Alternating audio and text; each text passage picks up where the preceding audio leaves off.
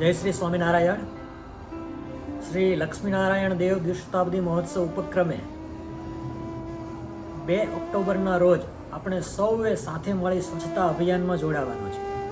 સ્વચ્છતા અભિયાનની વાત આવે છે ત્યારે આદરણીય વડાપ્રધાન શ્રી નરેન્દ્રભાઈ મોદી સાહેબે ગાંધીજીના જન્મદિવસને ગાંધીજીની પ્રિય દેશવાસીઓ માટે જરૂરી એવી એક મુહિમ ચલાવી. સ્વચ્છતા એટલે કે ગાંધીજીના જન્મદિવસને સ્વચ્છતા દિવસ તરીકે ઉજવવો. એને પણ 10 વર્ષ થઈ રહ્યા છે.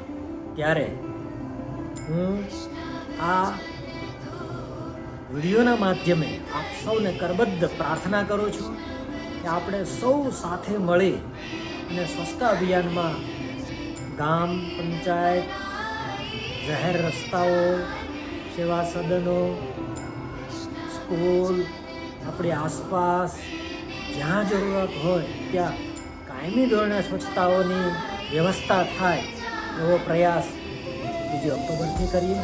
હું આજે આનંદ અને ગૌરવ સાથે કહીશ કે શ્રી સ્વામિનારાયણ મંદિર વડતાલ સંસ્થાન જ્યારે 200 વર્ષ પૂર્ણ કરી રહ્યું છે એનો શ્રી લક્ષ્મીનારાયણ દેવનો 200 વર્ષનો ઉત્સવ આવી રહ્યો છે ત્યારે શ્રી નરેન્દ્રભાઈ મોદી સાહેબ વડતાલ સંસ્થાનના સ્વચ્છતા અભિયાનમાં જે 200 જેટલા નાના મોટા મંદિરો, શૈક્ષણિક સંકુલો અને સંગઠનો મંદિરો જોડાવાના છે ત્યારે સાહેબ પોતે વર્ચ્યુઅલી જોઈન્ટ થવાના છે.